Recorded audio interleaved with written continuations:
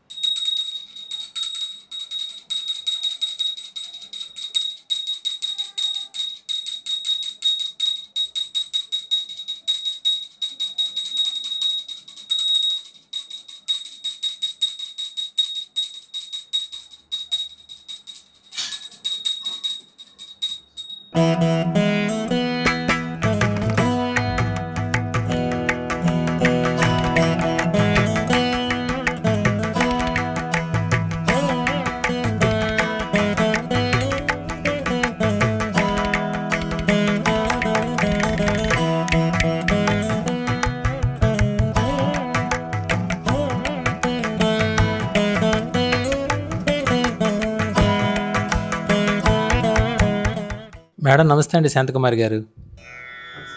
మిమ్మల్ని కలవటం చాలా సంతోషంగా ఉంది. మీరు బహుముఖ ప్రజ్ఞాశాలి. మీ నుంచి సంగీతం గురించి, వీణ గురించి నాకున్న సందేహాలు నివృత్తి చేసుకోవడానికి ఈరోజు మిమ్మల్ని కలవటం జరిగింది. మీరు వీణా విద్వాంసరాలు.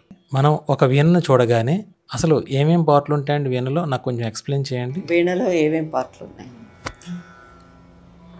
సరస్వతి వీణ. ఇందులో ఒక సరస్వతితో పాటు వినాయకుడిని తలుచుకుని మన వినాయకుడు కీర్తన ఒకటి పాడిన తర్వాత మీ ప్రశ్నకి జవాబు చెప్తాను.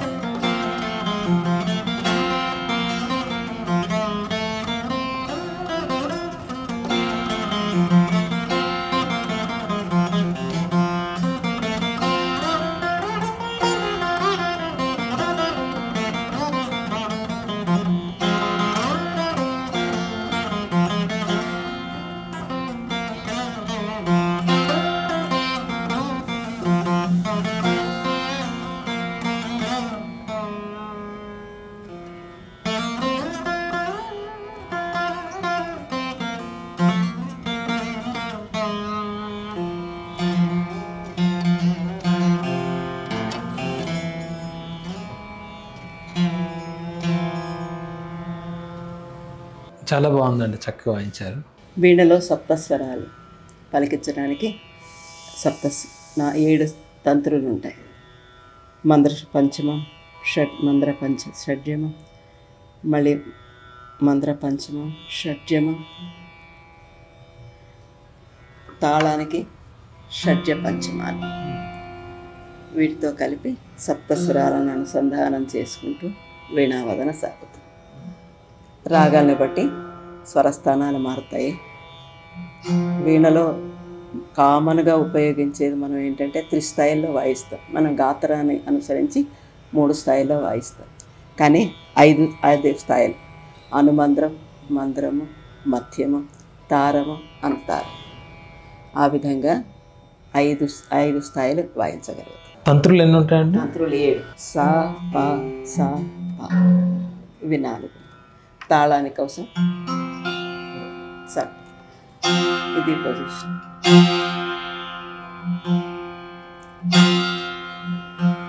వీణకి అసలైతే నఖవాయిద్యం అని పేరు. నఖం అంటే గోళ్ళతోటే వాయించాలి నఖవాయిద్యం. కాకపోతే ఇప్పుడు పరిస్థితుల్లో నఖాలు అందరికీ పెరగట్లేదు, అందుకోసం వీటిని ఉపయోగిస్తాం. కానీ వీటి మీద డిపెండ్ అవ్వడానికి లేదు, ఇది లేకుండా కూడా వాయించవచ్చు. కాకపోతే ఇంకొంచెం సౌండ్ కోసం ఇది పొజిషన్.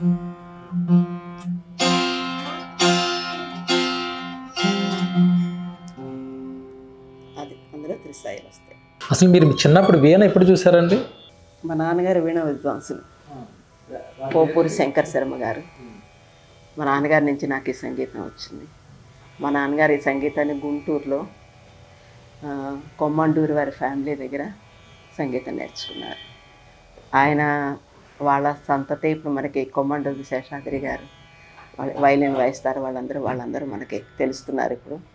వాళ్ళ నాన్నగారి దగ్గర, కొమ్మండూరు గారి శేషాద్రి గారి బాబాయ్ గారి దగ్గర మా నాన్నగారు సంగీతం నేర్చుకున్నారు గుంటూరులో.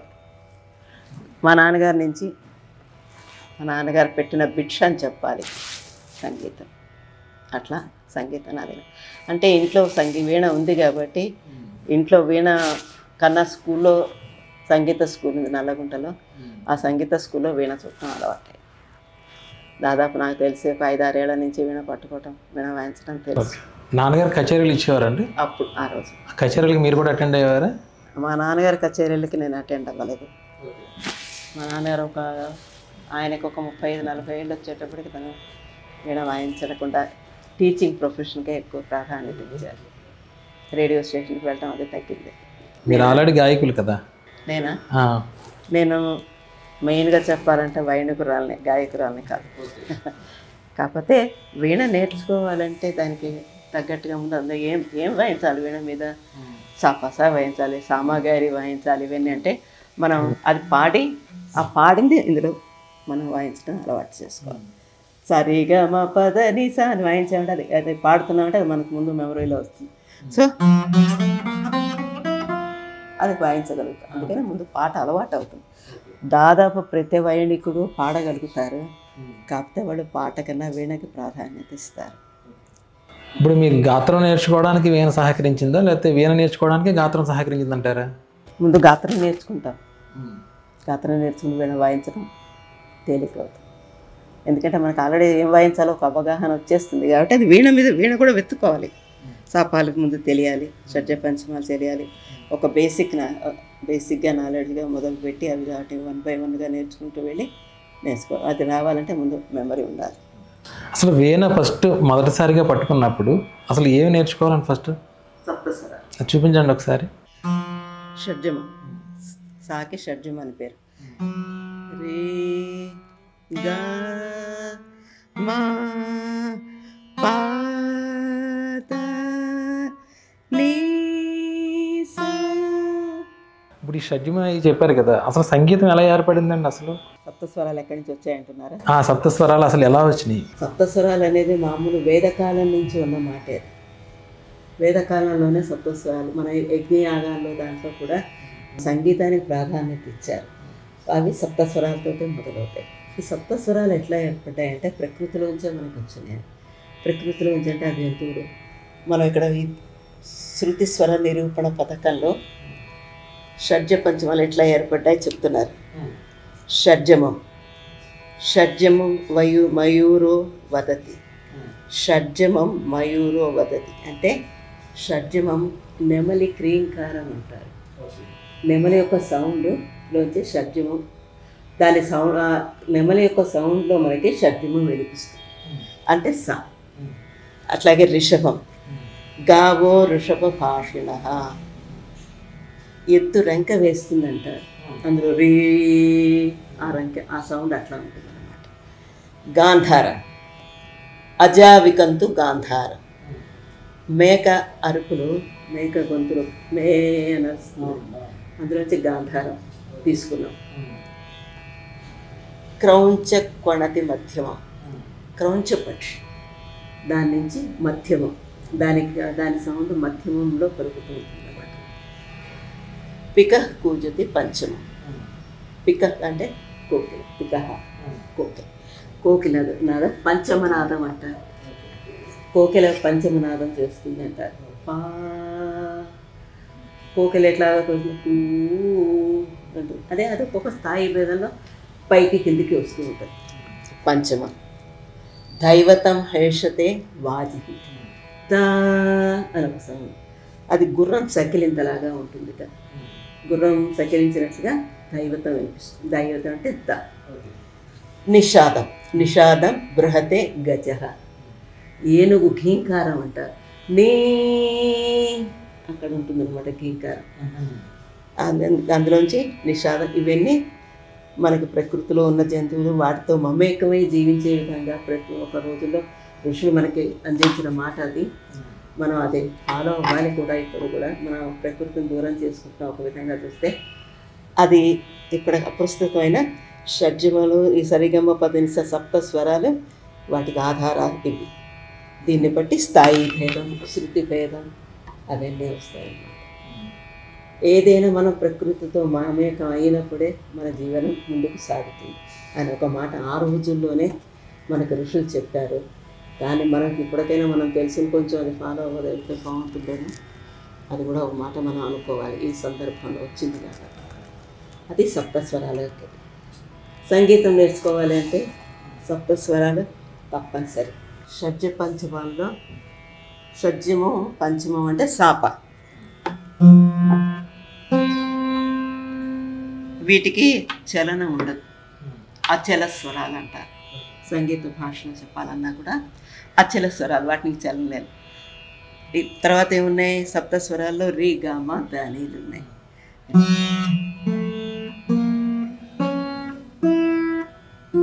సరే, ఈ రీ గామ ధనీలు కూడా మధ్యమాలు రెండే ఉంటాయి. రీ గామ ధనీలు, రీగా ధనీలు అంటే 4. ఈ 4 కూడా 3 చొప్పున వికృతి చెందాయి. అందుకని షడ్జ పంచమాల అచల స్వరాలు రిగామాదానీలు వికృతి చెందుతూ ఉంటాయి అన్నమాట. ప్రకృతి వికృతి స్వరాలు అంటారు అన్నమాట. ఈ రిగామాదానీల్లో 3 రీలు 3 గాలు ఉంటాయి, 2 మాలే ఉంటాయి. పంచమం ఒకటే అన్నాను కదా, 3 దైవతాలు 3 నిషాదాలు. ఆ విధంగా రీగా దానీలు 4, 4 3 12, మధ్యమాలు 2 13 14, షడ్జ పంచమాలు 16. ఈ 16 శృతులతో సంగీతం నిండి ఉందన్నమాట. అది రాగాన్ని బట్టి స్వరస్థానాలు మారుతూ ఉంటాయి, రాగాలను బట్టి శృతి భేదాలు దాన్ని కూడా చేసుకుంటారు. అవన్నీ కూడా మనం వీణలో చేయగలం. ఒక గాయకుడి యొక్క శృతి ఎలా తెలుసుకోవాలండి? శృతి వాళ్ళకంటే ఒక గాత్ర ధర్మం ఉంది. ఇప్పుడు మీ స్వరం కొంచెం లోగా ఉంది, నా స్వరం పెద్దగా ఉంది, నేను ఇక్కడి నుంచి పాడగలను అంటే దాన్ని మనం సెట్ చేసుకుంటాం. ఎలా పట్టుకోవాలండి? అది మనం పాడేదాన్ని. ఇప్పుడు మీరు పాడారంటే నేను శృతి మీకు ఇస్తాను, దాంట్లో ఫాలో అది నేర్పిస్తాను కదా. గురువు ముఖ్యంగా నేర్చుకుంటాం. మిగతా అందరూ చాలామంది విని పాడుతున్నారు, నేర్చుకుంటున్నారు. అదే జన్మ సుకృతం కొంత. తర్వాత వాళ్ళ కృషి కూడా ఉంటుంది. కృషి లేదు అనడానికి లేదు. కొంతవరకు గురువు దగ్గర నేర్చుకునే విద్యకి చాలా వాల్యూ ఉంటుంది. ఎందుకంటే మనకు దోవ చూపించాడు. మాతృదేవ పితృదేవ ఆచార్యదేవ అని అన్నారు కాబట్టి మన అమ్మ మనకి కొన్ని ఇంట్లో నేర్పుతుంది, నాన్నగారు మనకి చూపిస్తారు, గురువు మనకి మార్గం నేర్పిస్తారు. అందుకని ఏ విద్యకైనా గురువు తప్పనిసరిగా గురువుకైనా నేర్చుకోవటం మంచిది. మీ నాన్నగారి తర్వాత ఎవరి దగ్గర నేర్చుకున్నారు? తర్వాత నాకు 3 వంతుల సంగీతం మా నాన్నగారి దగ్గరే. తర్వాత నాకు ఎక్కువగా వినికిడి. నాకు 5-6 ఏళ్ల నుంచి రేడియో స్టేషన్లో నాకు పాడటం అలవాటు. రేడియో స్టేషన్లో ఏం పాడానంటే బాలానందం. ఆ రోజుల్లో బాలానందం. నాకు 78 ఇయర్స్. నాకు ఒక 7-8 ఏళ్ల నుంచి నాకు బాలానందం అలవాటు. ఆయన మా చేత పాడించేవారు, పాటలు పాడించేవారు, నాటకాలు వేయించేవారు. ఒక వ్యక్తి గురించి చెప్పాలంటే చెప్పేవాడు. మాకు ఆ బేసిక్ నాలెడ్జ్ అక్కడే all India radio Balananda. Balanandam మీరు మొదట పాడిన పాట మీకు గుర్తుందా? చాలా గుర్తుంది. ఒకటి పాడండి. చాలా మంచి ప్రశ్న వేశారు నాకు. చాలా ఆల్ ఇండియా రేడియోలో న్యాయపతి రాఘవరావు గారు నా చేత ఒక నాటకం వేయించారు. ఆ నాటకం పేరు భక్త మార్కండేయ. 70 సంవత్సరాల క్రితం, దాదాపు 68, 70, నాకు అంత గుర్తులేదు. నేను చేసింది కూడా నాకు గుర్తులేదు, కానీ ఆ పాట గుర్తుంది. ఆ నాటకంలో ఏంటంటే భక్త మార్కండేయుడికి అల్పాయుష్కుడు, అందుకని శివుడి ప్రార్థన చేయాలని చేసేటప్పటికి అందులో ఒక శివుడి మీద ఒక పాట, అది రాఘవరావు గారు రాశారన్నారు ఆ రోజుల్లో. ఆ పాట ఏంటంటే శివ శివ శంభో హర హర శంభో, శివ శివ శంకర హర హర శంభో, అపరాధంబులనేమి చేసి తిన్ అకాల మరణం వేలను శంభో, నిన్నే నమ్మితి కేలన్ పట్టితి శరణు శరణు శంభో శంకర, శివ శివ శంభో హర హర శంభో, శివ శివ శంకర హర హర శంభో. ఈ పాటతో ఆ నాటకం మొదలవుతుంది. తర్వాత మార్కండేయుడు కథ దాదాపు అందరికీ తెలిసిందే. ఈ పాటకి ఆ రోజుల్లో ఆల్ ఇండియా రేడియోకి కొన్ని వేల ఉత్తరాలు వచ్చాయట. ఆ పాట అంతా బాగుంది, ఎవరు పాడారు? నేను న్యాయపతి రాఘవరావు గారికి చాలా పెట్ విద్యార్థినిని. ఆయన చాలా పాటలు నా చేత పాడించారు. బాలానంద పాటతో కాకుండా మిగతా అన్నీ కూడా. ఆయన నన్ను ఎప్పుడు కోకిలమ్మ అని పిలిచేవారు.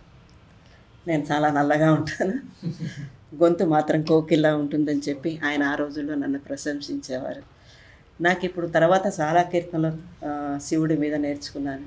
కీర్తనలు ఎన్నో ఉన్నాయి, అయినా కూడా నాకు శివాలయానికి వెళ్ళి దండం పెట్టుకుంటే ఈ పాటే గుర్తొచ్చింది. 68 ఏళ్ళు 70 ఏళ్ల క్రితం పాట నాకు ఇప్పుడు అదే గుర్తొస్తుంది, నేను అదే పాడుకుంటాను. అదే ఏఐఆర్లో నా తర్వాత నాటకాలు చాలా వేశాను, సిండ్రెల్లా. కానీ బేసిక్ నాలెడ్జ్ ఇది పడి నాకు ఆల్ ఇండియా రేడియో నుంచి. మీరు వీణ మీద మొదటగా వాయించిన కీర్తన వాయించండి.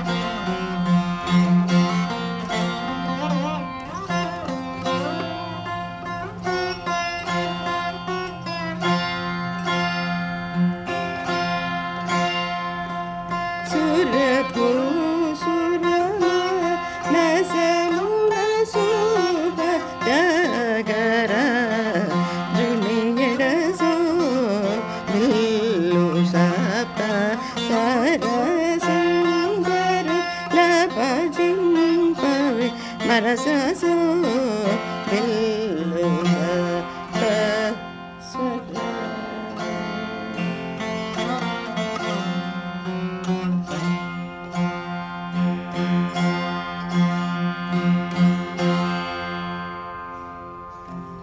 చాలా బాగుందండి. మీరు చాలా కచేరీలు చేస్తున్నారు కదా, అసలు మొదట చేసిన కచేరీ ఎక్కడ చేశారు, ఎప్పుడు చేశారు? చాలా చిన్న వయసులో చేశాను. నాకు ఏం గుర్తు చెప్పే కదా, ఏఆర్ బేసి ఎక్కడ ఏ ప్రోగ్రాం అయినా వందే మాతరం జనగణమన పాడటం ఆ రోజుల్లో అలవాటు మాకు. నేను పుట్టింది 1947, స్వాతంత్రం వచ్చిన కొత్తలు. మాకు మా స్కూల్ జీవితాంత వరకు కూడా మాకు స్వాతంత్రం అనేది చాలా ఎక్కువగా ఉండేది. వెళ్ళి జనగణమన వందే మాతరాలు పాడటాలు అన్నీ కూడా ఎప్పుడు ఉండేవి. అందుకనే నాకు ఎప్పుడు మొదలు పెట్టాను ఏం గుర్తులేదు. దాంతోపాటు కచేరీలు అట్లా అలవాటు. మీ అరంగేట్రం ఎప్పుడు జరిగింది? అరంగేటం అంటూ ఏం లేదు, స్కూల్తో పాటు చేసుకుంటూ వెళ్ళిపోవటం. ఆ రోజుల్లో ఇప్పట్లో అంత హంగామా హడావిడి ఏమి ఉండేది కాదు. స్కూల్తో పాటు స్కూల్ ప్రోగ్రామ్స్ ఇవ్వటం. మాకు సంగీత స్కూల్ కూడా ఉంది కాబట్టి మొదటి నుంచి సంగీత స్కూల్లో ప్రోగ్రామ్ చేయటం అలవాటు అయిపోయింది. మీరు తెలుగు వాళ్ళేనా? పక్కా. ఎందుకు అడుగుతున్నానంటే మీరు కేరళలో ఎక్కువ రోజులు ఉన్నారు కదా. కేరళలో నేను 30 సంవత్సరాలు ఉన్నాను. 30 సంవత్సరాలు జాబ్ చేశాను అక్కడ. జవహర్ బాలభవన్ అని ఇక్కడ మనకి పబ్లిక్ గార్డెన్లో ఉంది హైదరాబాద్లో. ఎవ్రీ స్టేట్లో జవహర్ బాలభవన్స్ ఉన్నాయి. వీటన్నింటికి హెడ్ ఆఫీస్ ఢిల్లీలో ఉంది. నేను ఆ జవహర్ బాలభవన్లో వీణ టీచర్గా పనిచేశాను. మా వారు ఇస్రోలో వర్క్ చేశారు యాజ్ ఏ ఇంజనీర్గా. ఆ ఇస్రో వెళ్ళినప్పుడు అక్కడ అనుకోకుండా ఒక అడ్వర్టైజ్మెంట్ పడింది, వీణ కావాలి బాలభవన్లో అని. నేను అప్లై చేశాను. నాతో పాటు దాదాపు 10 మంది 11 మంది వచ్చారు ఇంటర్వ్యూకి. కానీ అందులో నేను సెలెక్ట్ అయ్యాను. మలయాళం రాదు, కాకపోతే వీణ బాగుంది, ఆ స్టైల్ కావాలి అనుకున్నారు వాళ్ళు. నాకు జాయిన్ చేసుకున్నారు. అపాయింట్మెంట్ ఆర్డర్ వెంటనే వచ్చింది, జాయిన్ అయ్యాను. తర్వాత దాన్ని గవర్నమెంట్ తీసుకుంది. అంతకుముందు లయన్స్ క్లబ్ వాళ్ళు నడిపేవాళ్ళు. సరే, అందుకని అట్లా బాలభవన్లో యాజ్ ఏ వీణ టీచర్గా మలయాళీస్తో కలిసి 30 ఏళ్ళు జీవితాన్ని సాగించి వచ్చారు. మలయాళం కూడా వచ్చా మీకు? మాట్లాడగలుగుతారా? బాగా వచ్చు. ఓకే. జేసుదాస్ గారు ఉన్నారు కదండి, వారి చాలా కచేరీలకి మీరు వాయించారు. వారితో ఉన్న అనుబంధం చెప్పండి. ఆయన చాలా పెద్ద ఆయన. ఆ రోజుల్లో ఏంటంటే అంతా లైవే. సినిమా పాటలు అన్నిటికి కూడా అయ్యప్ప పాటలైనా 1-4 సార్లు ప్రాక్టీస్ చేసి అందరం కలిసి ఒకేసారి వాయించేవాడు. ఇవాళ రోజులాగా ట్రాక్ సిస్టమ్ లేదు. ట్రాక్ సిస్టమ్ వచ్చి మహా అయితే 15 ఏళ్ళే కదా. అంతకుముందు పాటలు చాలా బాగుండే. అందుకే ఇప్పుడు బాగాలేదు అంటారు, ఇప్పుడు అందం వేరే. ఆ రోజుల్లో లైవ్ కాబట్టి మాకు కూడా సాహిత్యం వాళ్ళు ఏం పాడుతున్నారో అర్థమయ్యి ఆ భావంలోకి వెళ్ళి వాయించేవాళ్ళం. యేసుదాస్ గారికి నా వీణ చాలా నచ్చుతుంది. అది ఏ విధంగా నాకు కావచ్చు. సంగీతం అసలైన ఒరిజినల్ సంగీతం ఆంధ్ర వాళ్ళదని కూడా అంటారు. మనం తమిళియన్స్ అనుకుంటాం కానీ అది ఇప్పుడు చెప్పచ్చో చెప్పకూడదో కూడా నాకు తెలియదు, అది వేరే విషయం. కానీ ఉన్న విషయం అది వీణ స్టైల్. నేను నాకెంత వచ్చు అనేది కాకుండా ఒక మ్యూజిక్ కంపోజర్ ఏం చెప్తారో దాన్ని బట్టి వాయించడం అలవాటు చేసుకున్నాను. అది చాలా ముఖ్యం. ఎందుకంటే వాళ్ళకి ఆ పాట గురించి వాళ్ళకి తెలుసు. నేను 4 సార్లు విన్నంత మాత్రాన్ని ఇది కాకపోవచ్చు. అందుకని వాళ్ళు చెప్పేది ఫాలో అవ్వటం ముందు నేర్చుకున్నాను. అది వాళ్ళందరికీ నచ్చింది. ఆ రోజుల్లో ఆ లైవ్ ప్రోగ్రామ్స్లో ఎక్కువ రిహార్సల్ చేసి పాడేవాళ్ళం. దాంతో నాకు కూడా అవగాహన ఎక్కువ ఉండి వాళ్ళు చెప్పింది నేను వాయించగలుగుతాను అనే ధైర్యంతో ఎక్కువగా ప్రోగ్రామ్స్ అటెండ్ అయ్యాను. ఎక్కువ సినిమా పాటలకి రికార్డింగ్ వాయిస్తాను. ఇంకో విశేషం ఏంటంటే యేసుదాస్ చాలా గొప్ప వ్యక్తిపరంగా. ఆయన ఏంటంటే ఆయన పాడేవన్నీ తెలుగు పాటలు. అది వర్ణం కావచ్చు, కీర్తన కావచ్చు. వాళ్ళు నేర్పించిన గురువులు నేర్పించిందంతా కూడా ఎంత ఇది నేర్చుకునేటప్పుడు మనం ఒక రకంగా ఉంటాం, తర్వాత అది పర్ఫార్మెన్స్ చేసేటప్పుడు కొంచెం తేడా వస్తుంది. అయితే అప్పుడు యేసుదాస్ గారి ప్రతి వర్ణం ఆయన పాడే ముందర ఆయన పాడేటప్పుడు ఆ వర్ణం అక్షరాలు కనుక్కునేవారు. ఎక్కువగా నేను ఆయనకి ఒక 10 వర్ణాల దాకా నేను ఆయనకి దాని అర్థం తాత్పర్యాలతో సహా చెప్పగలను. ఆయనకి చెప్తున్నానంటే కొంచెం మనకి భయం ఉంటుంది, నేను ఎంతవరకు చెప్పగలను. కానీ మనకు ఆ తెలుగులో పట్టు ఉండబట్టి మనం నేర్చుకున్న సంగీతం చాలా సిస్టమేటిక్గా శాస్త్రీయపరంగా ఉన్నది కాబట్టి నేను ఆ భావం ఆ రోజుల్లో గ్రహించాను. చిన్నప్పుడు నేర్చుకునేటప్పుడే మా నాన్నగారు నాకు నేర్పేవారు. సాహిత్యం భావం తెలుసుకుని పాడాలి ఏదైనా. అందుకని నా సాహిత్యంలో స్పష్టత కానీ ఇవన్నీ నేను దాసారి గారికి చెప్పాను. ఆయనకి చెప్పినందుకు ఆయన చాలా సంతోషించేవారు. ఆ విధంగా నాకు యేసుదాస్ గారితో ప్రయాణం కొన్నాళ్ళు సాగేది. తరంగిణి క్యాసెట్లని ఉన్నాయి, అయ్యప్ప పాటలు. తరంగిణి వాళ్ళ స్టూడియో అక్కడ ఎక్కువగా పాటలకి వాయించాను. యేసుదాస్ గారు ఒక్క క్యాసెట్కి పాడేవారు కొన్ని రోజులు. ఆ ఒక్క క్యాసెట్లో నా వీణ కంపల్సరీ ఉండేదన్నమాట. ఆ విధంగా ఉండేది. జేసుదాస్ గారితో మీరు వాయించినటువంటి ఏదైనా ఒక సినిమా పాట ఏదైనా పర్వాలేదు. యేసుదాస్ గారు లైవ్ పాడారు ఆ రోజుల్లో. ఒక 4-5 రిహార్సల్స్ చేసిన తర్వాత ఆ పాట ఏంటంటే, విద్యా వినోదిని వీణాధరి నిత్యే నిరందని మాయావిని. మీకు తెలుసు, మీకు కూడా ఈ మాటలు అర్థమై ఉంటాయి. విద్యా వినోదిని వీణాధరి సంస్కృత పదమే, మనం తెలుగు పదం కూడా మన తెలుగు పదాలు ఎక్కువగా సంస్కృతం నుంచి వచ్చాయి. మలయాళం కూడా భాష కూడా సంస్కృతం నుంచి వచ్చాయి. సో అది విద్యా వినోదిని.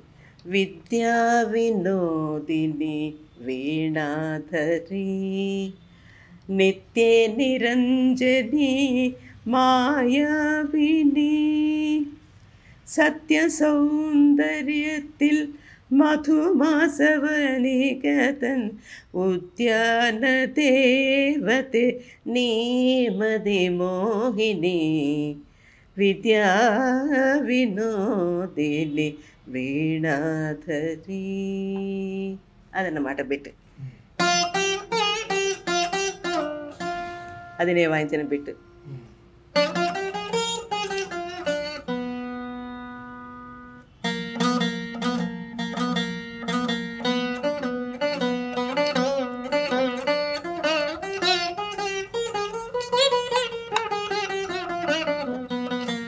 అది నేను వాయించిన బిట్.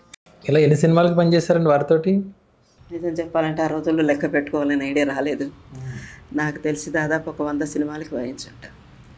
చిత్ర అప్కమింగ్ ఆర్టిస్ట్ అప్పుడు సినిమాలు. చిత్రకి మొదటిగా ఏఆర్లో కావచ్చు, ఆల్ ఇండియా రేడియో క్యాసెట్లకి వాయించాను చిత్ర గారికి. తర్వాత దాస్ సార్కి మామూలు యేసుదాస్ని దాస్ సార్ అంటారు అక్కడ. యేసుదాస్ గారికి, జయచంద్రన్, ఇట్లా చాలామంది ఉన్నారు. వాళ్ళందరికీ అయ్యప్ప పాటలు. మన తెలుగు గాయకులకి ఎవరైనా వాయించారు? తెలుగు గాయకులు నన్ను ఆదరించలేదని చెప్పాలి. ఈ మాట ఇక్కడ చెప్పకూడదేమో కానీ, అంటే ఇప్పటికి ట్రాక్ సిస్టమ్ వచ్చేసింది. అక్కడ ఏంటంటే అప్పుడు ఎక్కువ ఈ విధంగా వాయించే వాళ్ళు ఎక్కడ కూడా చాలా తక్కువ మంది. ఇప్పుడు క్లాసికల్ కచేరీలు చేసేవాళ్ళు ఎక్కువ మంది ఉన్నారు. ఈ విధంగా వాయించాలంటే ఇప్పుడు ఆ బిట్ ఒకటి వాయించి ఆ పాట వినాలి అంటే అది అక్కడే కట్ చేయటం. అంటే మనం ఆ రాగంలోకి వెళ్ళిన తర్వాత ఇది ఈ రాగం మలయ మారుతాం అంటారు. ఇప్పుడు నేను వాయించిన రాగం దానిది ఇదన్నమాట. ఇది మధ్యలో మనం ఒక రాగం వాయిస్తుండే మధ్యలో ఆపాలన్నా కూడా కొంచెం కష్టం, కానీ అది ఆపగలగాలి. అదే అక్కడ పాట ముఖ్యం. పాట వింటూ అట్లా వాయించేవాళ్ళు కొంచెం తక్కువ. అదే నాకు అది అలవాటు అయిపోయింది. అక్కడ వాయించాను. అక్కడ రిటైర్ అయ్యి వచ్చాం కాబట్టి రిటైర్ పర్సన్స్ అయిపోయాం. మామూలు ఏఆర్, ఆల్ ఇండియా రేడియో, దూరదర్శన్లో వాయించాను. నేను చాలామందికి వాయించాను. ఎక్కువగా వెన్నకోట మురళీకృష్ణ గారికి నేను వాయించాను. మన ఆల్ ఇండియా రేడియోలో చాలామందికి వాయించాను. స్నేహలత మురళి ఒక ఆవిడ ఉన్నారు, ఆవిడకి లైట్ మ్యూజిక్ నేను ఎక్కువ వాయించాను.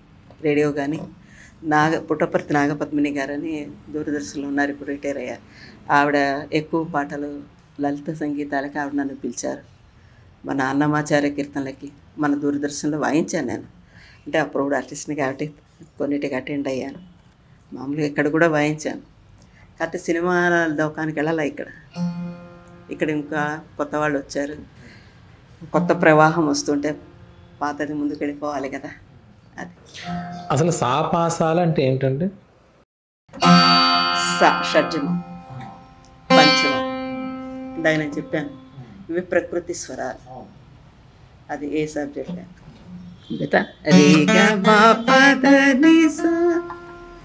ఇవన్నీ రిగమదానిలు వికృతి చెందుతూ ఉంటాయి. అంటే ఏంటి, 2 రీలు వస్తాయి. వీణలో మాకు ఇది ఈజీగా ఉంటుంది. ఈజీ కాదు, తెలుసుకోగలుగుతాం. పాడేటప్పుడు మనకు ఒక ఊహే ఉంటుంది, ఎక్కడి నుంచి పాడాలి అని.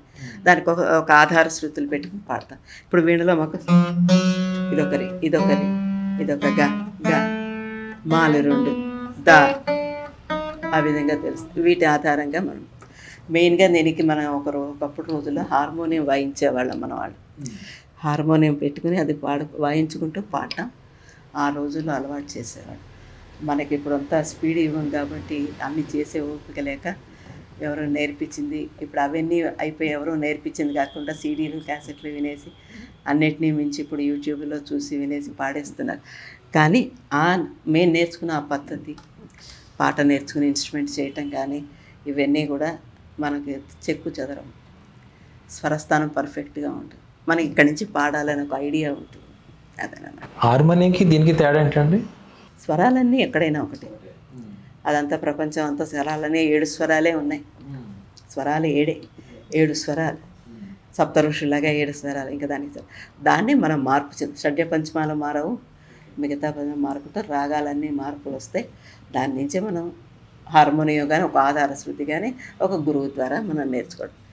ఒక బేసిక్ నాలెడ్జ్ మనకు వచ్చిన తర్వాత ఏది వింటే అది మనం వాయించగలగాలి, పాడగలగాలి.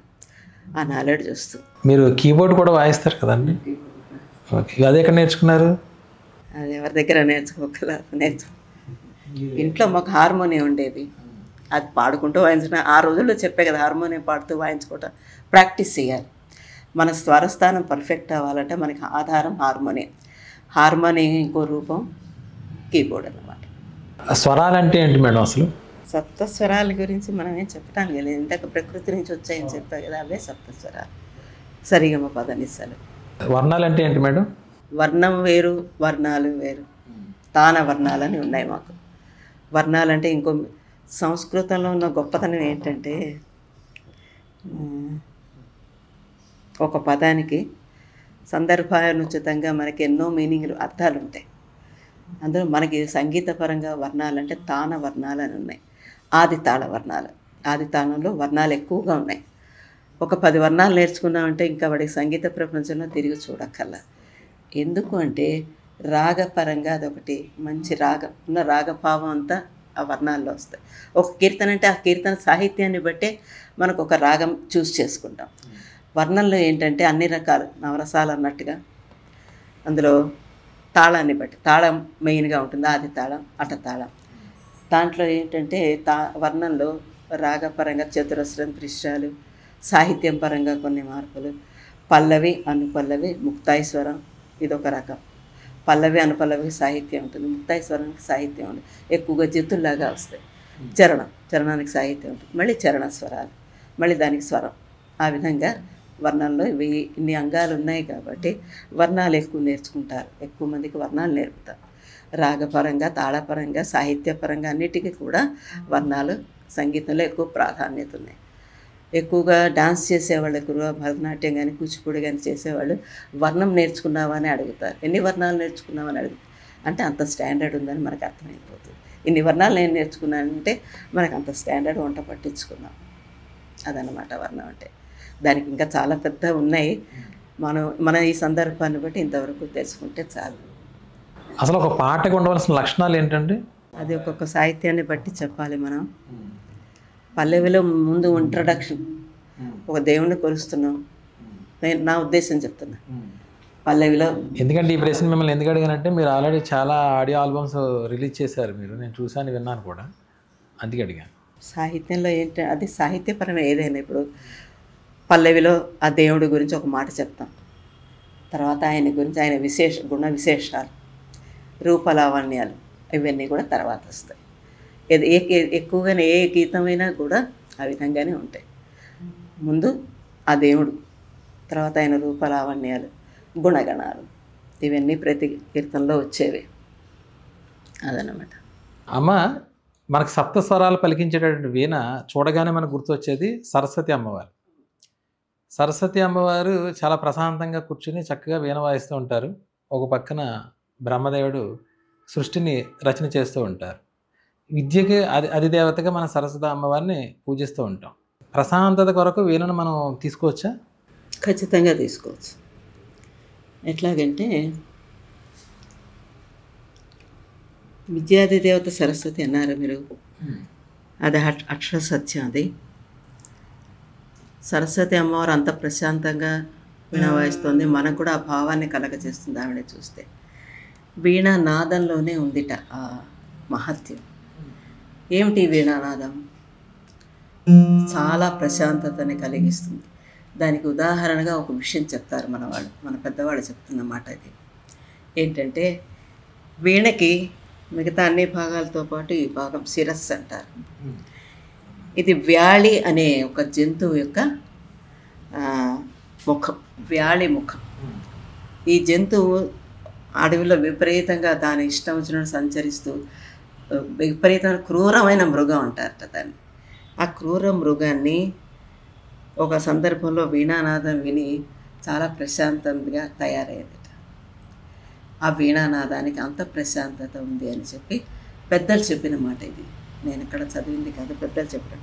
అంటే ఇంత క్రూర మృగాన్ని కూడా ఈ నాదం చాలా సాఫ్ట్గా, ఎంతో నిదానంగా సరస్వతి అమ్మవారి చేతిలో ఉండేదని ఒకటి మనకు ఒక నమ్మకం అయితే, దాన్ని కూడా కట్టిపడేసింది. అంత క్రూర మృగాన్ని కూడా వీణానాదం కట్టిపడేసింది. అందుకని వీణ పలికించేటప్పుడు కూడా చాలా సాఫ్ట్గా పలకాలి. ఇవాటి రోజుల్లో మీరందరూ డీజేలు ఏవేవో అంటున్నారు, దానికి ఈ మైక్ సిస్టమ్, సౌండ్ సిస్టమ్ అంతా పెద్దగా పెట్టేసి దీనికి పికప్ పెట్టేసి దానికి హడావిడి చేసేసి ఆ మోతని వికృతంగా అయిపోతుంది. ఆ సౌండ్ ఎక్కువ అవుతున్న కొద్దీ దానిలో ఉన్న సెన్సిటివ్నెస్ కానీ సాఫ్ట్నెస్ అవన్నీ కూడా తగ్గిపోతాయి. మామూలుగా ఈ పలికే ఇది వేరు, అవన్నీ పెట్టి దాన్ని ఇంకా సౌండ్ ప్రొడ్యూస్ చేసి పలికే నిదానికి చాలా తేడా ఉంది. అందుకని ఈ వీణానాదం యొక్క సున్నితత్వాన్ని సరస్వతి నుంచి మనం చూస్తున్నాం కాబట్టి దాన్ని అదే విధంగా మనం ఫాలో చేసుకుంటూ పెడితే బాగుంటుందని మాలాంటి వాళ్ళు, అంటే పాత వాళ్ళు, పికప్ని ఎక్కువగా యూజ్ చేయం. వీణ ఏందంతలో వీణకి ప్రాధాన్యం ఉన్న చోటే, వీణకి ప్రాధాన్యం అంటే అన్ని చెట్ల వీణ పెట్టరు. కచేరీలో మెయిన్ కచేరీగా వీణ ఉంటుంది. సైడ్గా కొన్ని ఒక దేవాలయం చూస్తాం మనం. దేవాలయం మనకి ఫలాంది మనకు ముందే మనకి తెలుస్తుంది దేవాలయం ఏదో వస్తుందని. అది ఎట్లా వస్తుందంటే దానికి ఇచ్చే మ్యూజిక్ని బట్టే కదా. ఆ మ్యూజిక్ ఇట్లాంటి ద్వారా వాడు కంపల్సరీగా వీణనే అక్కడ యూజ్ చేస్తారు. ఆ వీణానాదం అంత సాఫ్ట్గా మన ఒక ప్రశాంత వాతావరణంలోకి తీసుకెడుతుంది. అందుకని ఎక్కువగా వీణ సాఫ్ట్గా ఉంటుందని, దానికి కారణం సరస్వతి అమ్మవారిని మనం తలుచుకుంటూ చేస్తున్నాం కాబట్టి ఒకటి. తర్వాత దానిలో ఉన్న సాఫ్ట్నెస్కి ఎగ్జాంపుల్ ఇవి కూడా చెప్తున్నాం. అంత క్రూర మృగాన్ని కూడా ప్రశాంతత కలగజేసి దాన్ని కూడా మన వైపు మన దీంట్లో సంచరించే విధంగా తయారైంది అదేంటో అని చెప్తారు. తంబురకి దీనికి తేడా ఏంటంటే శృతికే పనికొస్తుంది. తంబూరనాదం ఓన్లీ శృతి. వీణకి చాలా, దానికి దీనికి చాలా తేడా. రూపం ఏది ఉంది, దానికి ఇది, దీనికి ఇది పెట్టాము, ఈ మెట్లన్నీ ఉన్నాయి, ఇది పలికించే విధానం. తంబుర ఏంటంటే ఒక శృతి మాత్రం. మనం మీరు ఎక్కడి నుంచి సంగీతం మొదలు పెడతాం, మనం దానికి ఆధారం ఏంటంటే దాంట్లో మనం ఒక స్థాయి శృతి చేసుకుని అది వింటూ ఆ సంగీతం పాడుకోవటంకి ఆధారం. ఇప్పుడు ఎలక్ట్రానిక్ ఇవన్నీ వచ్చినా కూడా ఇదివరకు రోజుల్లో హార్మోనియం పట్టుకు వాయించేవాళ్ళు. శృతి, దాని ద్వారా శృతి చేసుకుని ఈ తంబూర నుంచి మనం అది పెట్టుకుని పాడతాం అన్నమాట. వేరే ఇన్స్ట్రుమెంట్ లేకుండా తంబూర పెట్టుకుని పాడతాం. నాదొక చిలిపి ప్రశ్న అండి. సుశీల్ గారు పాడారు ఒక పాట, నా మదిలో వీణలు మ్రోగాయి అని. మనకు సంగీత వాయిద్యాలు చాలా ఉన్నాయి, కానీ వీణలే ఎందుకు మోగినాయి అని మధ్యలో, అంటే రచయిత ఎందుకు రాశారు అసలు, ఏంటంటారు, ఆ ఉద్దేశం ఏంటంటారు? అదే కవిని అడుగుదాం మనం. మన కవి హృదయం ఏంటో మనకి తెలియదు. మనకి తెలిసింది ఏంటంటే ఇప్పుడు మనం అనుకున్న ప్రశాంతత, ఈ సాఫ్ట్నెస్ ఎప్పుడైతే మనకి. ఒకళ్ళు నన్ను అడిగారు ఈ డీజే అంటే ఏమిటి, వాళ్ళ మీద మీ అభిప్రాయం ఏంటని అడిగారు నన్ను. దానికి అభిప్రాయం ఏం చెప్పాలనుకున్నానంటే, నేను వీణానాదం చాలా ప్రశాంతతగా ఉంటుంది. మనకు ఒక సబ్జెక్టు గురించి ఆలోచించాలన్నా, ఒక మంచి పని చేయాలన్నా ముందు మానసిక ప్రశాంతత చాలా అవసరం. ఈ మానసిక ప్రశాంతత ఎక్కడి నుంచి వస్తుంది మనకి?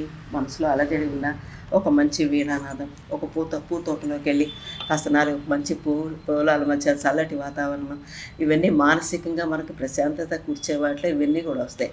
దాంతో ఈ వీణానాదం కూడా అంత మానసిక ఉల్లాసాన్ని కలిగిస్తుందని చెప్తారు. అది మన అనుభవం కూడాను. అందుకని మనసులో వీణలు మోగాయని చెప్పి సుశీల గారు పాడించారు సుశీల గారి చేత. అదే ఉంటుంది.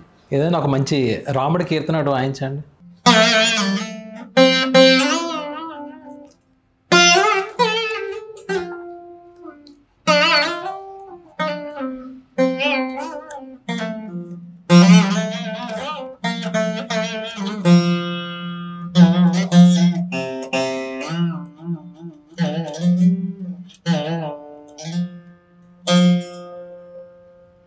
ఏమయ్య రామ బ్రహ్మేందాదులకు అని చెప్పి రామదాస్ గారు పాడారు. ఈ కీర్తన ఎక్కువగా నేను విన్నది ఎప్పుడంటే నూకలసింటి సత్యనారాయణ గారు ఆయన రేడియోలో పాడారు, చాలా చక్కగా పాడారు. అది నేను వాయిస్తాను. భద్రాచల రామదాసు గురించి పాడతాను.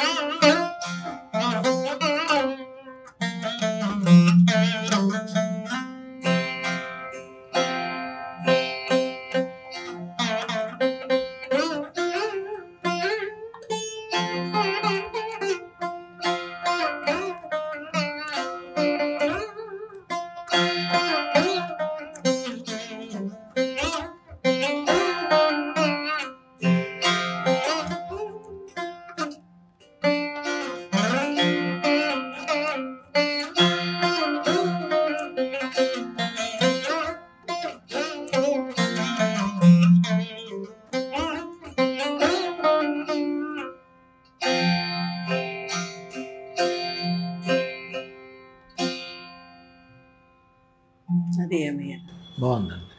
మీరు ఏదైనా దేవాలయాల్లో వాయిస్తున్నారా ఈ మధ్యన కచేరీలో? ఎక్కడెక్కడ వాయించారండి? ఎక్కువగా భద్రాచలం ఈ మధ్య ఇక్కడ త్రివేంద్రంలో స్వాతి తిరునాళ్ళ పద్మనాభ స్వామి దీంట్లో వాయించారు. ఇప్పుడు బయట మన స్టేజ్ మీద చేసిన కచేరీలకి దేవాలయం చేసే కచేరీలకి మీకు వ్యత్యాసం ఎలా అనిపిస్తుంది భావన? ఆలయాల్లో వాయించేది ఎక్కువగా భక్తి సంగీతం వాయిస్తాం. మన సంగీతం అంతా కూడా మెయిన్గా ముక్తికి మార్గం సంగీతం అనే మాట విన్నాం. అంటే మోక్షానికి మార్గం సంగీతం. ఎట్లా అది మోక్షం అంటే ఎక్కువగా రామనామం, ఏ నామం, ఏ దేవుడు, ఆ కృష్ణుడు రాముడు వాళ్ళని తలుచుకుంటూ చేయటం. అంటే ఇదివరకు రోజుల్లో త్యాగరాజ స్వామి గారు పాడారు, రామదాస్ గారు పాడారంటే వాళ్ళందరూ తరించడం కోసమే పాడారు. మనలాగా లౌకికంగా దీంట్లో ఉండి ఇవన్నీ కాదు. ముక్తికి సోపానం సంగీతం. ఆ విధంగా భక్తిభావమే ఎక్కువ ఉంటుంది అక్కడ. మిగతాది భక్తి లేదా అంటే అందులో వెరైటీలు అంతే. తాళ ప్రాధాన్యం కొన్ని ఉంటాయి, సాహిత్య ప్రాధాన్యం కొన్ని ఉంటాయి. అట్లా ఎన్నో రకాలు ఉంటాయి. అవన్నీ మన ఒక వైణికుడు కానీ పాడేవాళ్ళు కానీ మన విద్వత్తు ప్రదర్శించేవి బయట వాయించేవారు. దేవాలయాల్లో ఎక్కువగా భక్తి మార్గానికి సంబంధించినవి ఉంటాయి. అంతేగాని సంగీతం అంతా ఒకటి. ఇప్పుడు సంగీతంలో మనకి హిందుస్థానీ సంగీతం, కర్ణాటక, ఈ జానపదం, భక్తి, ప్రాచీన సంగీతం, లేదంటే పాశ్చాత్య సంగీతం, ఇందులో దేనికి అనుకూలంగా వీణ మనం వాయించగలుగుతామండి? వీణ దేనికైనా వాయించగలుగుతాం. మీరు ఏం పాడితే అది నేను వాయిస్తా. ఇప్పుడు ఇందాక నేను చెప్పాను చూడండి, నెమలి క్రేంకారం, ఏనుగు ఘీంకారం, అవన్నీ ఇందులో వచ్చింది. ఇందులో ఎద్దురంకె వేసిన అది మనం గ్రహించగలగాలి. పంచమనాదం, పంచమ పిక కూజితం అన్న చూపిస్తా. చిట్టిబాబు గారు ఒక పాట వాయించారు, కొమ్మలో కోయిల కూ అన్నదే. ఈ కూ ఎట్లా అంటుంది, ఆ కూ అని చూపిస్తాను. అది కూలా ఉందా లేదా మీరు డిసైడ్ చేయటం కదా, నమ్మి తీరాల్సింది. అంటే there is no another choice.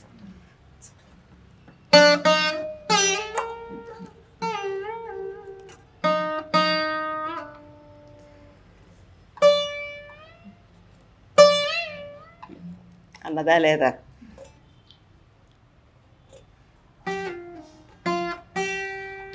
Queue అన్నది అది.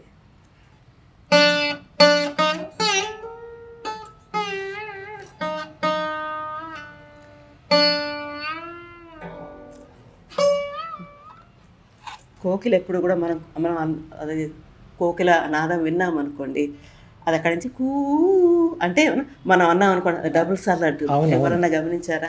గమనించాను, చిన్నప్పుడు అలాగా ఆడుకునేవాడు. మనం అంటున్నాం కదా, అది రెచ్చిపోతుంది. దానికి ఎవరిచ్చారు దానికి గైడెన్స్? మనం అంటే ఏదో నేర్చుకుందాం, పాడుతున్నాను, నేను వాయిస్తున్నాను చెప్తాను. ఎవరిచ్చారు కోకిలకి? అది ప్రకృతి సహజంగా భగవంతుడు ఇచ్చింది, ప్రకృతిలోంచి అది గమనించింది. అది హక్కు. ఇది నేనన్నా దాని సౌండ్, అది పంచమం, పంచమ నాదం. పంచమం తర్వాత దైవతం, అది గుర్రం సకిలింతలా ఉంటుంది. అది మనం గుర్రంది విని మనం గుర్రంది వింటలేదు కదా ఈ మధ్య, అందుకని ఇది ఆ సౌండ్ ఇట్లా ఉంటుంది. అది కావచ్చు, అది కూడా అంటే ఇది స్థాయిని బట్టి. క్రౌంచ పక్షిట, క్రౌంచ మిథునం, మనం రామాయణం చదివినప్పుడు క్రౌంచ మిథునం, మానిషాద అదంతా వచ్చింది. దాంట్లో దైవతం క్రౌంచదే, నిషాదం, ఏనుగు ఘీంకారం, దాని ఘీంకారం అట్లా ఉంటుంది. ఒకసారి మనం ఏనుగు దగ్గర ఉండి వింటే ఇది అవునో కాదా చదువు. అంటే ఇప్పుడు ఏంటంటే ఏనుగు ఘీంకారం దాని సౌండ్లో అది అంటుంది, అది బాగా హై పిచ్లో ఉంటుంది. మన వీణ ఈ నిమిట్లో ఉన్నాం, దానికి తగ్గట్టు మనం ఆ సౌండ్ తీసుకోవాలి, అది పలికించగలగాలి. అది పలికించేది వీణలో మాత్రం, వీణలో బాగా పలికించగలుగుతాం. వీణలో ఏ నాదమైనా మీరేం పాడినా పలికించగలుగుతాం. వీణలో 3 స్థాయిలు ఉన్నాయి, 3 స్థాయిలు కాకుండా 5 స్థాయిలు కూడా వీణలో ఉన్నాయి. అది పలికించే నేర్పు వేర్పు వాయించే వాళ్ళలో ఉంటే ఖచ్చితంగా అదే వినిపిస్తుంది. అదనమాట. ఇప్పుడు మన వీణలో ఆరోహణ అవరోహణ, తారస్థాయి మంత్రస్థాయి మనం చెప్పగలుగుతామండి వీణలో? ఆరోహణ అవరోహణ అంటే ఒక రాగానికి సంబంధించి దాంట్లో ఏవే స్వరాలు వస్తాయో తెలిపేది ఆరోహణ. మనకి బేసిక్గా 72 రాగాలు ఉన్నాయి. ఈ 72 రాగాల నుంచి కొన్ని వేల రాగాలు జన్య రాగాలు. 72 రాగాలు మేళకర్త రాగాలు అయితే వాటి నుంచి జనించిన రాగాలు, అంటే దాని నుంచి పుట్టిన రాగాలు కొన్ని వందలు వేలు ఉన్నాయి. అవి కాక ఇప్పుడు కొత్త వాళ్ళు సృష్టించే రాగాలు ఇంకా చాలా ఉన్నాయి. కానీ ఇప్పుడు 72 మేళకర్త రాగాలు వాటిని ఫిక్స్ చేశారు కాబట్టి అందులో కొన్ని రాగాల గురించి నేను చెప్తాను మీకు. ఆరోహణ అవరోహణ అడిగారు కాబట్టి అది నేనేం చెప్తానంటే శంకరాభరణం. మనకి అందరికీ విన్నది శంకరాభరణం, విని ఉన్నాం. సినిమా పేరు ఒక్కటే కాదు, అది రాగం కూడా ఉంది. అదేం రాగం అంటే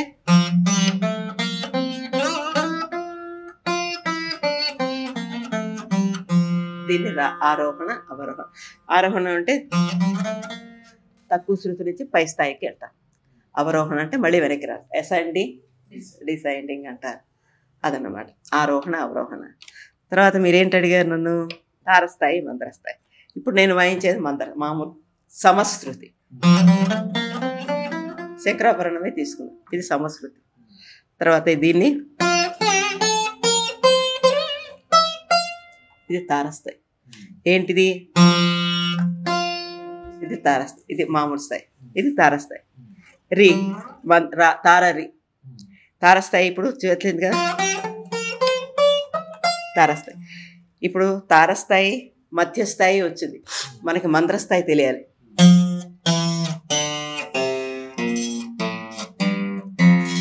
అది మంత్రం. సో మంత్రం మధ్యస్థాయి, తారస్థాయి. ఈ 3 స్థాయిల్లో మనం వేడి మీద పాడగలుగుతాం, వాయించగలుగుతాం. హార్మోనియం నేర్చుకునే వాళ్ళు కానీ, వీణ నేర్చుకునే వాళ్ళు కానీ, వాకలు నేర్చుకునే వాళ్ళు కానీ మొదటిగా ఒక కీర్తన ఒకటి నేర్పిస్తారండి, లంబోదర లకుమికర అని. అదొకసారి పాడుతూ వాయించండి. సంగీతం నేర్చుకునే ముందట్లో సరళీశ్వరాలు నేర్చుకోవాలి. అది ఇప్పుడు మనం వాయించి చూపించాం. అంటే నేను వాయించిన శంకరాభరణం మాయమాళవ గౌడలో నేర్పుతారు. అంటే 2 రాగాలు 3 రాగాలు మొదట్లోనే మనకు ఒక అవగాహన కోసం నేర్చుకుంటాం. అయితే మీరన్నది శ్రీగణనాథ అనేది జనక రాగం కాదు. అది అంటే ఇప్పుడు 72 మేళకర్తలో దానికి సప్తస్వరాలు లేవు, ఒక స్వరం తగ్గుతుంది.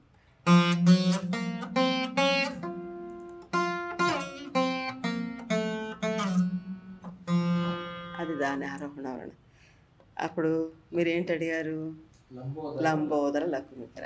ఆ లంబోదరుడికి ముందర ఒక గణనాథ పేరు వస్తుంది. లంబోదరుడు అంటే వినాయకుడు. లంబోదర లకుమికర, ఆయనకు ముందర శ్రీ గణనాథ సింధూరవర్ణ కరుణ సాయి. దెన్ లంబోదర కుమికర అంబసుత అమర వినోద.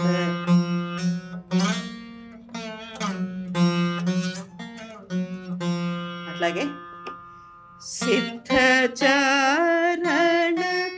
గణ సేవిత సిద్ధి వినాయక తే నమో నమో లంబోదరలకు మీకర. అంటే 3 చరణాల్లో కూడా మనం లంబోదరుని మళ్ళీ మళ్ళీ స్తుతించాం. తర్వాత ఏంటంటే సకల విద్య ఆది పూజిత. సకల విద్యల్లో ఆది పూజితుడు, ఆది పూజార్హుడు ఎవరంటే వినాయకుడే. ఆయన తలుచుకోకుండా మొదలు పెడితే ఏది అవ్వదు, ఏ పని అవ్వదు. సర్వోత్తమ తే నమో నమో లంబోదరలకు.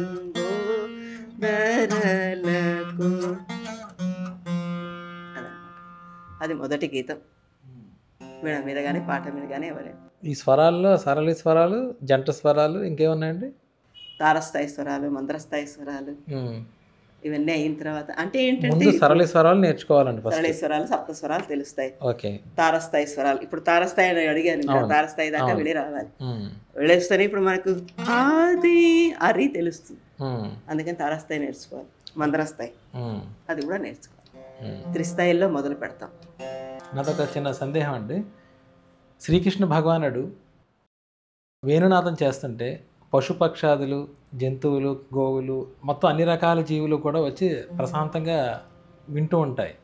అంటే మనకి ఒక నానుడు ఒకటి ఉంది కదండి, ఎందుకని అంటే సంగీతానికి పక్షులు, జంతువులు ఇవన్నీ కూడా పరవశం చెందుతాయి. నాద యొక్క ప్రాధాన్యం, నాదంలో ఇన్వాల్వ్ అవ్వగలుగుతాం అంతే.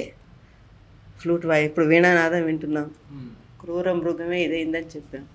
అట్లాగే వేణునాదం వింటూ అవి అంటే వాటి జన్మ సార్థకత నిజం చెప్పాలంటే ఒకటి. కానీ ఆ నాదానికి ఉన్న మహత్యం అట్లాంటిది అని చెప్పడం. ఎందుకంటే మనం ఏం చెప్పగలుగుతాం దాని గురించి? ఆ నాదం అవి వినగలిగే వాడి పూర్వజన్మ సుకృతం. ఇప్పుడు ఒక సంగీతం వీణానాదం అందరం వెళ్ళాం, అంత ఏమిట్లేదు. అదే హడావిడిగా ఉంది. మీ ఇందాక డీజే గురించి అన్నాను, ఆ నాదం అది హడావిడిగా ఉంటే శరీరాన్ని ఉత్తేజాన్ని కలిగిస్తుంది. శరీరం ఉత్తేజం కలిగితే దానికి టాప్ ఏముంది? ఏమీ లేదు, పడిపోవటమే. కానీ అందులో రిలాక్స్ అవ్వగలిగేది ఆ నాదానికి ఉన్న ప్రాధాన్యత, ప్రాముఖ్యత. తర్వాత రెండవది ఏంటంటే నాకు తెలిసినంతలో ప్రతి నాదంలోనూ మనం ఒక భగవంతుడిని కేంద్రీకరించుకుని మనం చేస్తుంటాం. ఇప్పుడు శ్రీగణనాథే ఉంది, అది ఊరికే హమ్ చేసినా కూడా మనకి అందులో రిలాక్స్ అవ్వగలుగుతాం. సాహిత్యం తెలిసిన వాళ్ళు ఇంకా అందరూ ఇంకా ఇప్పుడు సకల విద్య ఆది పూజితమ్మ తల్లి మా అందరికి అన్ని విద్యలో నేను సంపాదించాలనుకునే వాళ్ళ ఉంటాం. అదేం కాకుండా ఓన్లీ టోన్,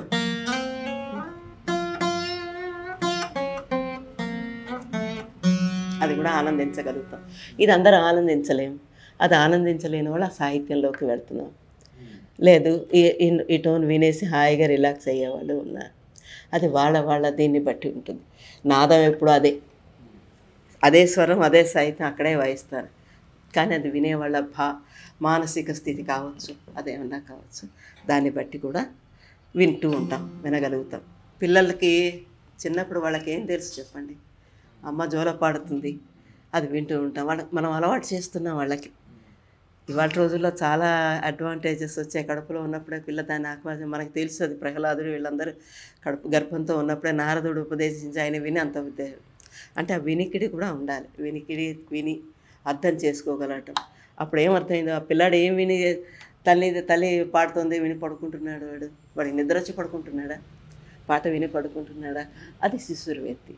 పశువులు అవి వింటూ ఉన్నాయి అంతే. వినేది ఇది వాటికి భగవంతుడు ఇచ్చాడు. వినాలనే వాటిని ఎవరికి తెచ్చి కూర్చోపెట్టట్లా. ఆ నాదానికి ఇది వచ్చారనమాట అంతే. వేతి గాన రసం పణిహి పాములు కూడా అంటారు. మనకి పాములు కూడా తల ఆడిస్తాయి. పాములు దానికి చాలా విమర్శలు ఉన్నాయి. ఇది మీరు అడిగిన ఈ ప్రశ్నకి ఇప్పుడు నేను అది చెప్పకూడదు. కానీ పాము ఏంటి, మనం ఎటు తల తిప్పితే అది మీరు అటు అంటే అటు తిరుగుతుంది, ఇటు అంటే అది వినే అంటుందా మనకి తెలియదు. వినే అంటుందని మనం నమ్ముతున్నాం. అదన్నమాట సంగీతానికి ఉన్న ప్రాధాన్యత. అది ఆ నాద బ్రహ్మలే వాళ్ళందరూ కూడా. దాన్ని తెలిసో తెలియకో కదా మనం విని ఆస్వాదించగలుగుతున్నాం, మానసికంగా రిలాక్స్ అవ్వగలుగుతున్నాం. దానిలో మనం ఎంత ముందు కడతామో తెలియదు, కానీ మానసిక ఉల్లాసానికి సంగీతం చాలా ముఖ్యం. తర్వాత ముక్తికి సోపానం సంగీతం. మా నాన్నగారు ఒక 2 కీర్తనలు రాశారు. సరిగమ పదనిస సంగీతం, శాంతి సౌఖ్యం సందేశం. అందులో జంట స్వరాలన్నీ వస్తాయి. ఆ కీర్తన ఒకసారి నేను పాడి చూపిస్తాను.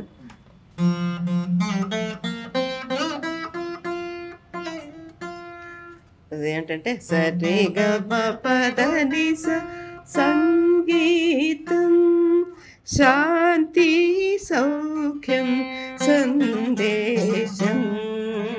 సరిగమ పదనిస సంగీతం అని వస్తుంది. దాంట్లో స్టెప్ బై స్టెప్ మనం ఏం నేర్చుకుంటూ రావాలి. సరళి స్వరములు మురళీ రవములు, మురళికి చంతలు దంతలుగా.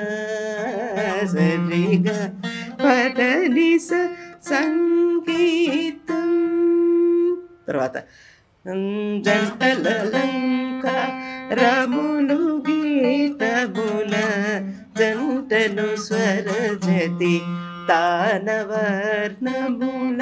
తర్వాత రాగభావముల కీర్తన పాడుచు రాగమాలికల స్వర కల్పనలతో అట్లా ఒక రాగమాలికలు వస్తాయి. తర్వాత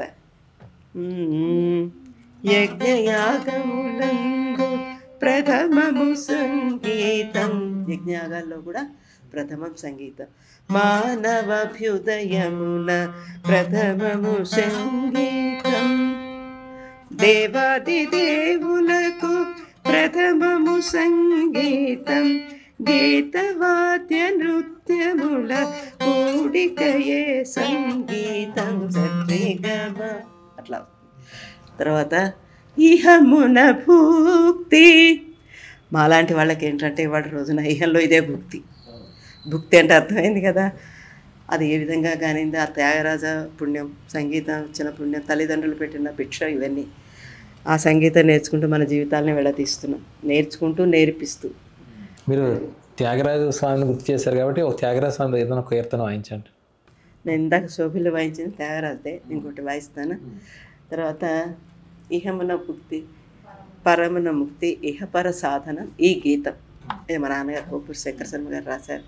మా చిన్నప్పటి నుంచి ఇవి నేర్పించి ఈ విధానం ఈ మాత్రం మేము ఇది ఉన్నామంటే దాని అర్థ తాత్పర్యాలు తెలుసుకుని ఏదో మాకు తెలిసింది 10 మందికి పంచుతున్నాం అన్నమాట. ఇది సంగీతం.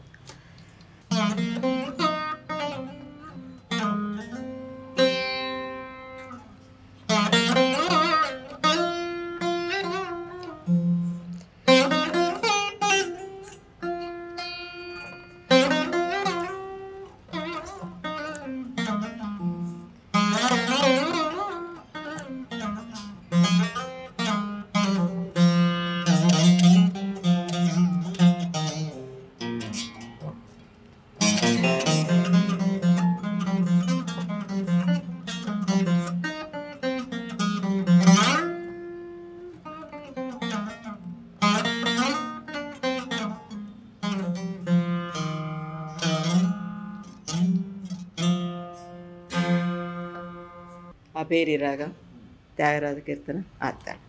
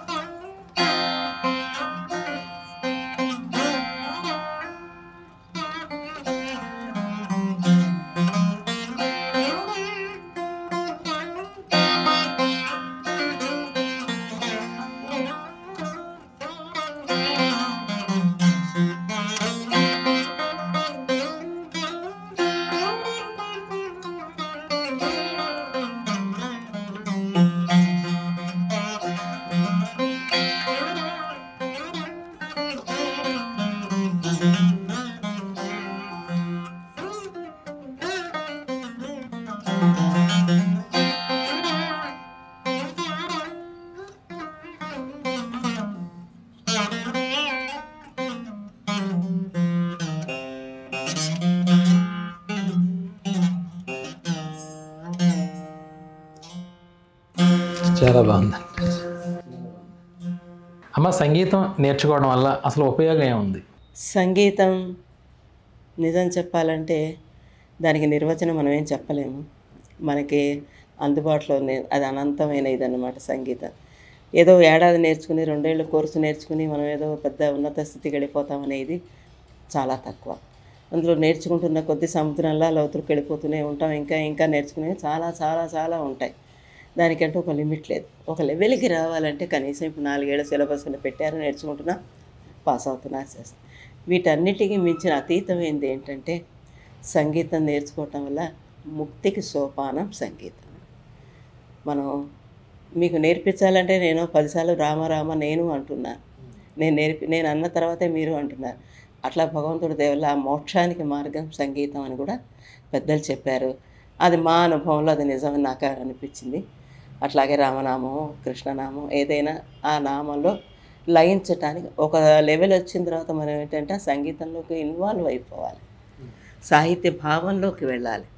సాహిత్య భావం తెలియకుండా పాడితే అది పెద్ద శోభించదు. అది సాహిత్య భావం తెలుసుకుని ఆ భావనలు ఇప్పుడు త్యాగరాజు గారు పాడారంటే ఆయన మన కోసం అన్ని నోటేషన్లు రాసిపెట్టి పాడలే. ఆయన భక్తి భావంతో ఆయన దీనికి పాడుకున్నారు. ఆయన రామదాస్ గారు ఉన్నారు, ఆయన కూడా ఆయన కష్టాలన్నీ రాముల వారికి సీతమ్మ వారికి చెప్పుకున్నారు. అంతేగాని వాళ్ళు మళ్ళాగా నోటేషన్లు రాసుకుని పాడి ప్రాక్టీస్ చేసి చేయలేవాడు. అందుకని వాళ్ళు తరించిపోయారు.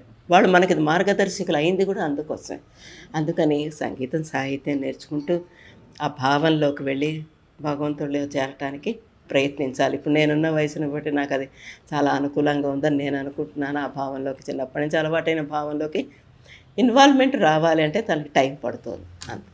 అమ్మ, ఇప్పుడు మీరు ఇందా మాట్లాడుతూ తల్లి లాలిపాట గురించి మాట్లాడారు. ఏదన్నా ఒక మంచి లాలిపాట ఒకటి మా కోసం వాయించండి. అన్నమాచార్య కీర్తన ఖమాస్ రాగంలో ఉంది. డోలాయాంచల డోలాయాంచల అని ఆది తాళంలో సెట్ చేశారు.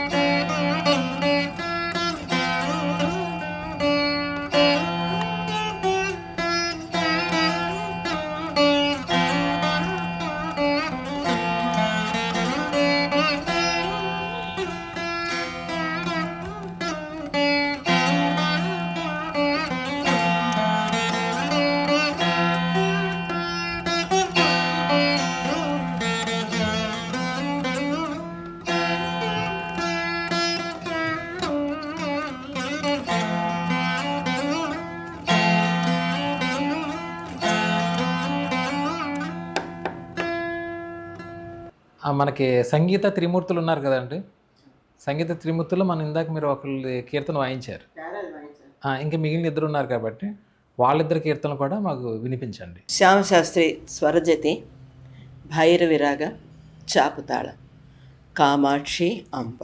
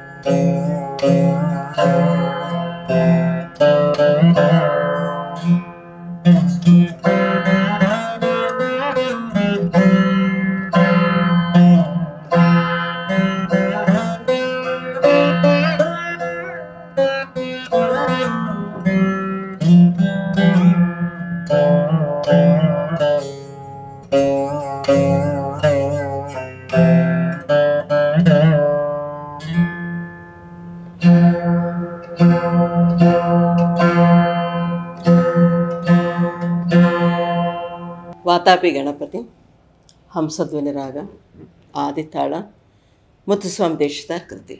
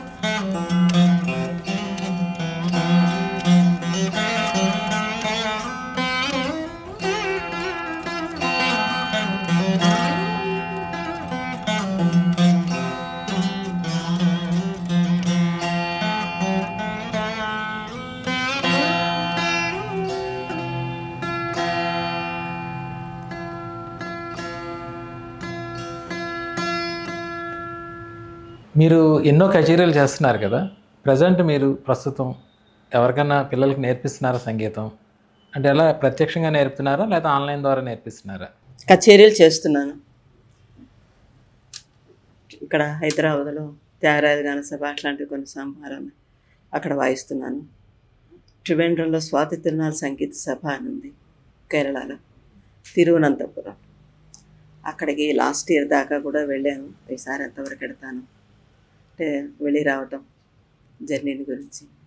ఇప్పటికి కూడా అక్కడ సజీవంగానే నేను ఉన్నానని అందరికీ తెలుసు. కాకపోతే రికార్డింగ్స్ ఏమి వాయించట్లేదు. ఏమైనా మెయిన్ కచేరీ ఉంటే వెళ్ళి వాయించేస్తున్నాను. ఇక్కడ మామూలే. తర్వాత ఆన్లైన్ క్లాసులు, నిజం చెప్పాలంటే ఇన్స్ట్రుమెంటల్గా ఆన్లైన్ క్లాసులని నేను తొందరగా యాక్సెప్ట్ చేయను. పాడటం అదొక రకం, వినిపించి పాడి ఇంకో 4 సార్లు పాడటం వేరు.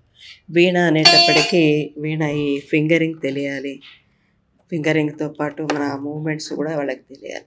అది నాకెందుకు ఆన్లైన్లో కొంచెం కంఫర్ట్గా నాకు లేదు. ఇది నా ఫీలింగ్. మిగతా కొంతమంది నేర్పేవాళ్ళు ఉంటున్నారు. కాకపోతే మరి కొంత నేర్చుకున్న వాళ్ళు ఏదో రాగం దీనికోసం కావాలనుకున్న వాళ్ళకి నేర్పుతున్నారు. అసలు మానలేదు. కాకపోతే ఆ విధంగా ఉన్న వాళ్ళకి నేర్పిస్తాను అన్నమాట. ఇంటికి వచ్చేవాళ్ళకి నేర్పుతాను. అమ్మ ఏదైనా ఒక పద్యాన్ని వీణ మీద కానీ మీ వాకల ద్వారా కానీ ఒకసారి నాకు వినిపించండి. అక్కరకు రాని చుట్టము బ్రొక్కిన వరమీని వేల్పు మోహరమున తానెక్కిన బారని గుర్రము గ్రక్కున విడువంగవలయు గదరా సుమతి నీ పాద కమల సేవయు నీ పాదార్చకులతోటి నెయ్యమున్ నితాంతాపార భూతదయయును తాపసమందార మాకు దయసేయగదే. అమ్మ ఏదైనా ఒక మంచి కీర్తనతో ఈ కార్యక్రమాన్ని ముగింపు పలకండి. అన్నమాచార్య కీర్తన, కొండల్లో నెలకొన్న కోనేటి రాయడువాడు, హిందోళ రాగం.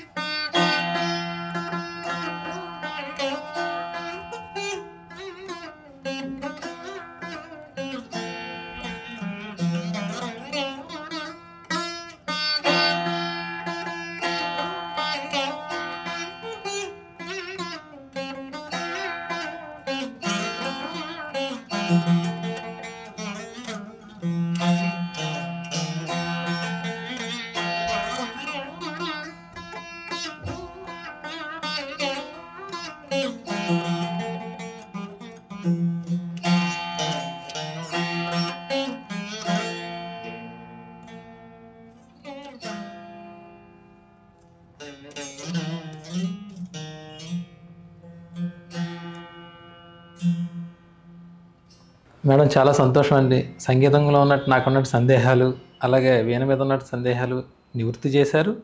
చక్కటి కీర్తనలన్నీ వినిపించారు. చాలా సంతోషం అండి. మళ్ళీ ఇంకొకసారి తప్పకుండా మిమ్మల్ని కలుస్తాను.